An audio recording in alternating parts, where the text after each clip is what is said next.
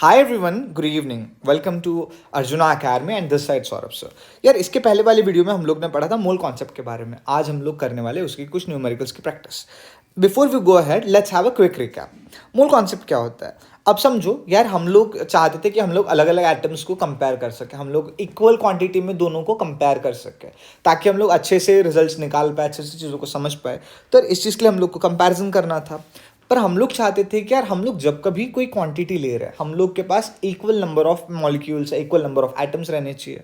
तो यार, लोगों ने सोचा कि यार, जैसे मान के चलो 14 ग्राम ऑफ नाइट्रोजन ले लेता हूँ और 14 ग्राम ऑफ ऑक्सीजन ले लेता हूँ, तो क्योंकि यार दोनों का ग्राम जो है वो तो इक्वल आ रहा है, इक्वल क्वांटिटी में ले रहा हो, तो क्या हम लोग ऐसा बोल सकते हैं कि यार 14 ग्राम ऑफ मतलब जितने number of particles 14 gram of nitrogen में रहेंगे, उतने ही number of particles 14 gram of oxygen में रहेंगे? क्या ऐसा प्रैक्टिकली पॉसिबल है? नहीं। तो इसलिए हमको एक चीज़ की ज़रूरत पड़ी। हम लोग को एक न्यू क्वांटिटी, एक न्यू कॉन्सेप्ट की, एक न्यू चीज़ की, that is known as moles.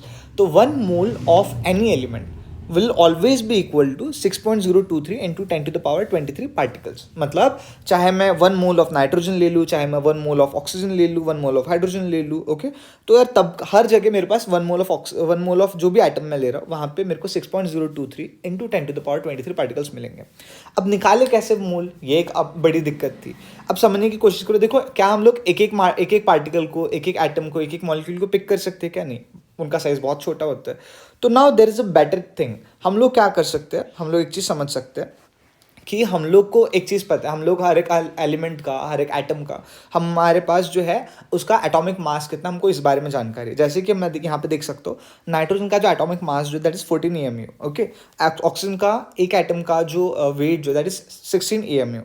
तो अब मुझे पता है कि यार, अगर मैं यहाँ पे एक पर्टिकुलर क्वांटिटी में उसको ले लूँ, तो मुझे पता है कि उसके अंदर इतने नंबर ऑफ पार्टिकल्स रहेंगे, which is also going to be equal to 1 mole. मतलब अगर मैं 14 AMU को 14 ग्राम में कन्वर्ट कर लेता हूँ, यानी कि मैं 14 ग्राम ऑफ नाइट्रोजन ले लेता हूँ, तो इसका मतलब क्या हो जाएगा, which it will be equivalent to 1 mole of nitrogen. मतलब 14 gram of nitrogen will always be equal to 1 mole of nitrogen. इसका मतलब इस 14 ग्राम ऑफ नाइट्रोजन में 6.023 into 10 to the power 23 particles रहेंगे।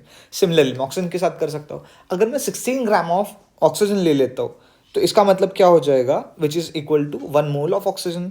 इसका मतलब है वहाँ पे भी 6.023 into 10 to the power 23 particles होंगे।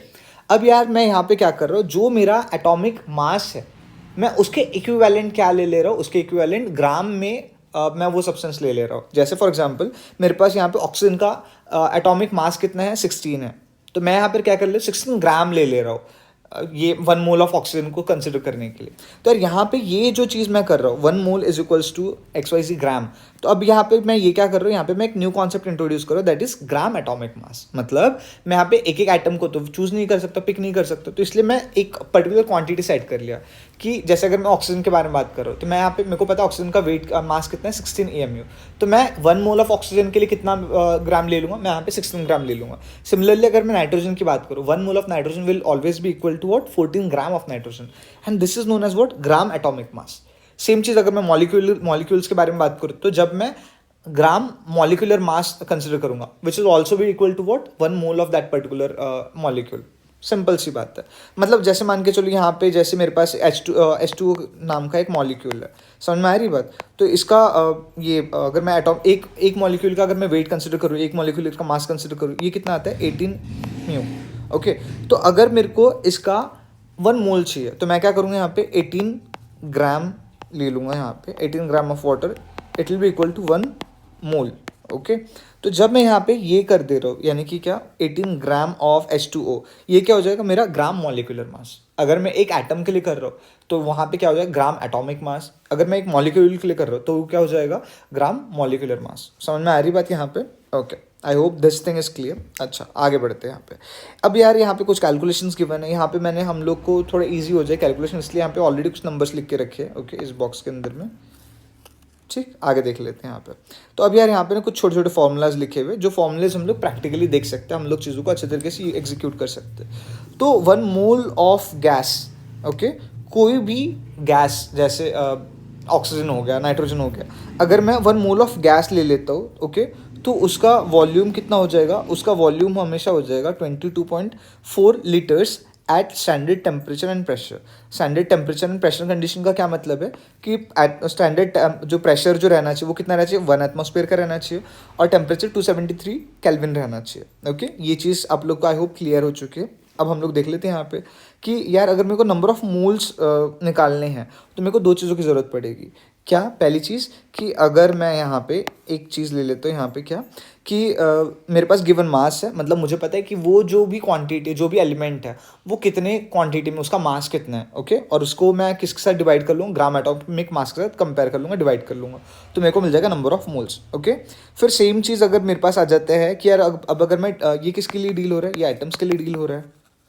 ओके, सेम चीज़ ये किस चीज़ के लिए डील होगा, मॉलिक्यूल्स के लिए डील होगा। ये वाला फॉर्मूला कि अगर मेरे पास एक given mass of particular element है, पर्टिकुलर मॉलिक्यूल है, ओके, तो अब मैं क्या करूँगा, उसको न्यूमरेटर में रखूँगा और डिनोमिनेटर में मैं क्या ले लूँगा, ग्राम मॉलिक्यूलर मास, कि मुझे पता है कि वो जो मॉलिक्यूल जो है उसका ग्राम मॉलिक्यूलर मास कितना है। अगर मैं ये चीज़ को डिवाइड कर लूँगा तो अगेन मेरे को क्या मिल जाएगा, नंबर ऑफ मोल्स मिल जाएगा।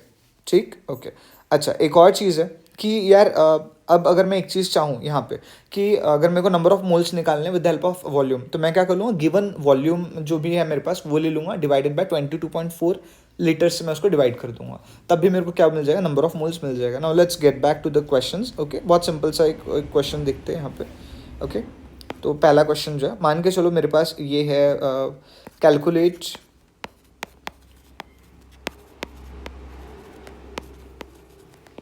number of moles in 32 gram of oxygen। ठीक, ओके, सिंपल सा क्वेश्चन है। चलो देखते हैं यहाँ पे। तो एक फॉर्मूला है मेरे पास, क्या, नंबर ऑफ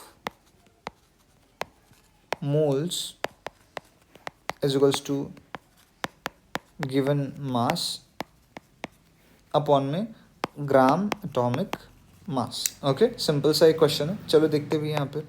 तो मैंने यहाँ पे क्या कर लिया, यहाँ पे देखो मेरे पास क्या है, 32 ग्राम ऑफ ऑक्सीजन है, मैंने यहाँ पे लिख लिया 32। ओके, और मुझे पता है कि यार ऑक्सीजन का जो ये जो है क्या, gram atomic mass, that is equal to 16 gram. अब मैं यहाँ पे क्या कर लेता हूँ, 16 से डिवाइड कर लेता हूँ, तो ये क्या हो जाएगा, 2 टाइम्स कट जाएगा। ओके, मेरे को क्या मिल गया, 2 मोल्स। तो इसका क्या मतलब है कि यार 32 gram will be equivalent to 2 moles of oxygen. Okay, चलो आगे बढ़ते हैं, एक क्वेश्चन और देख लेते हैं। ठीक, calculate number of moles in 36 gram of H2O। ठीक, सिंपल सा क्वेश्चन है कि भाई 36 ग्राम ऑफ H2O में कितने मॉलिक्यूल्स होंगे। तो ये चीज़ है, इसका भी फॉर्मूला हम लोग के पास ऑलरेडी है। क्या है formula, number of moles is equals to given mass upon क्या, ग्राम मॉलिक्यूलर मास। इसके पहले हम लोग क्या कर रहे थे, ग्राम एटॉमिक मास लगा रहे थे, लेकिन अभी हम लोग क्या कर रहे हैं, ग्राम मॉलिक्यूलर मास। क्यों? क्योंकि हम लोग एक मॉलिक्यूल के साथ डील कर रहे हैं। इसके पहले वाले इस क्वेश्चन में हम लोग क्या कर रहे थे, भाई एक पर्टिकुलर एटम के साथ डील कर रहे थे। ओके, चलो आगे देखते हैं यहाँ पे। तो मेरे पास पता है मेरे को यहाँ पे कितना गिवन मास है, 36 ग्राम गिवन है। ओके, एंड यहाँ पे मेरे को पता है कि इसका जो ग्राम मॉलिक्यूलर जो मास है वो कितना आ जाएगा, 18 आ जाएगा। यहाँ पे सिंपल से कैलकुलेशन देखो, H2O, यानी यहाँ पे कितने हाइड्रोजन के 2 एटम्स है और ऑक्सीजन का 1। हाइड्रोजन का एटॉमिक मास कितना है, 1 है। 1 × 2 प्लस ऑक्सीजन का कितना है, 16। कितना हो जाएगा भाई यहाँ पे, ये हो जाएगा 2 + 16 इज इक्वल्स टू वॉट, 18। ठीक, तो अब मैं यहाँ पे डिवाइड कर दे रहा हूँ। अगेन मेरा कैलकुलेशन कितना आ रहा, यहाँ पे आ जा रहा है 2। तो मेरे पास 2 मोल्स ऑफ H2O है। कितने इसमें, मेरे को यहाँ पे 36 ग्राम ऑफ H2O में। आई होप आप लोग को यहाँ तक क्लियर है, देख लीजिए आप। ओके, ठीक, अब देखते कुछ और क्वेश्चंस। ठीक, let's go ahead, let's check. Okay, तो अब यार यहाँ पे देखते हैं, calculate number of moles in 392 gram of H2SO4। Simple सा क्वेश्चन है, चलो देखते हैं। तो यहाँ पे क्या फॉर्मूला लगेगा, नंबर ऑफ मोल्स, एंड क्योंकि यहाँ पे एक मॉलिक्यूल के बारे में बात हो रही है तो हम यहाँ पर क्या आ जाएगा, गिवन मास अपॉन में क्या आ जाएगा, अपॉन में ग्राम मॉलिक्यूलर मास, ठीक है। ओके, अब देख लेते यार यहाँ पे H2SO4, तो S का देख लेते क्या नंबर आता है, ठीक। तो यहाँ पे मैंने कुछ टेबल बना के रखा था S, ओके। मेरे को मिल गया क्या, एक S मतलब सल्फर का ये मॉलिक्यूल सॉरी एटॉमिक मास कितना होता है 32। चलो देखते हैं अब यहाँ पे, पहले उसको रिजॉल्व करते हैं। H2SO4, ठीक। H का कितना है atomic mass 1 into 2 plus S का कितना है, S का है 32 इंटू 1, ठीक। और यहाँ पे ऑक्सीजन का कितना है 16 इंटू 4। कैलकुलेट कर लेते हैं यहाँ पे कितना आ रहा है 2 प्लस 32 प्लस 16 इंटू 4 कितना हो जाएगा 64। कितना हो रहा है भाई 64 प्लस 32 96, 92 प्लस 6 98, ठीक है। तो 98 ये क्या हो जाएगा म्यू, ठीक। ओके, अब यार ये हम लोग ये फॉर्मूले के हिसाब से देख लेते हैं यहाँ पे। तो यहाँ पे कितना आ जाएगा, गिवन मास कितना है भी यहाँ पे 392 ग्राम्स है, और हम लोग को ग्राम मॉलिक्यूलर मास मिल चुके हैं which is also equal to this, okay. तो हम लोग को पता है हम लोग को कितना लेने की ज़रूरत है 1 मोल में, मतलब यहाँ पे 98 ग्राम्स हम लोग अगर लेते हैं तो हम लोग का बात बन जाएगा, ओके। तो इसको हम लोग 98 से क्या कर लेंगे, डिवाइड कर लेंगे। लेट्स चेक क्या हो जाता है, कितने टाइम्स कटेगा भाई, यहाँ पे ये कट जाएगा 4 टाइम्स। तो यहाँ पे मेरे को सीधा सीधा क्या मिल गया, नंबर ऑफ मोल्स मिल गया, 4 मोल्स विल बी देयर। समझ में आ रही बात, ओके। चलो आगे बढ़ते हैं। Calculate number of moles in 44.8 litres of CO2 at STP। तो यार देखो, एक जो क्वेश्चन हम लोग ने समझा था वो क्या था, इसका फॉर्मूला बहुत सिंपल सा है, ओके। देख लेते हैं यहाँ पे number of moles is equals to volume upon में 22.4 लीटर्स, ठीक। ओके, चलो देख लेते भी यहाँ पे। तो हम लोग को पता है कि जब कभी ओके कोई भी गैस अगर स्टैंडर्ड टेम्परेचर एंड प्रेशर वाली कंडीशन पर रहेगी, ओके, तो उसका 1 मोल विल ऑलवेज भी equal to what 22.4 litres, okay. यही फॉर्मूले को हम लोग यूज़ कर लेते हैं। तो अब हम लोग देखते हैं यहाँ पे गिवन वॉल्यूम कितना है भाई 44.8 लीटर गिवन है। इसको हम लोग डिवाइड कर लेते हैं किससे, 22.4 लीटर्स से, ओके। अब ये कितने बार कट रहे हैं, ये एग्जैक्ट 2 बार कट रहे हैं। तो हम लोग को नंबर ऑफ मोल्स कितने मिल गए, 2 मोल्स ऑफ CO2 है यहाँ पे। समझ में आ रही बात, 44.8 लीटर में 2 मोल्स ऑफ CO2। अच्छा एक बात मुझे बताओ कि अगर मैं यहाँ पे एक चीज़ करता हूँ यहाँ पे कि 2 moles of CO2 will be equivalent to what gram molecular mass, मतलब 2 मोल्स, ये जो 2 मोल ऑफ CO2 है इसका ग्राम इक्विवेलेंट वेट कितना हो जाएगा, ग्राम इक्विवेलेंट मास कितना हो जाएगा, कितना ग्राम्स ऑफ CO2 रिक्वायर्ड होगा तब जाके वो 2 मोल ऑफ CO2 बनाएगा। अब बताओ क्या हो जाएगा। तो यहाँ पे सिंपल सी बात है, क्या CO2, ठीक। कार्बन का एक एटम है और ऑक्सीजन के 2 है, ओके। देख लेते कार्बन का क्या नंबर आ रहा है भाई, कार्बन का आ रहा है 12, ठीक, एंड ऑक्सीजन का 16। चलो कैलकुलेट करते हैं। तो यहाँ पे 12 प्लस 16 इंटू 2 कितना हो रहा है भाई, यहाँ पे 12 प्लस 32 कितना हो जा रहा है 44, okay. 44 grams will be equal to 1 mole. लेकिन यार हमारे पास 2 मोल है, तो यहाँ पे टोटल ग्राम कितना आ जाएगा 88 ग्राम्स रिक्वायर्ड होगा, equivalent to 2 moles of CO2।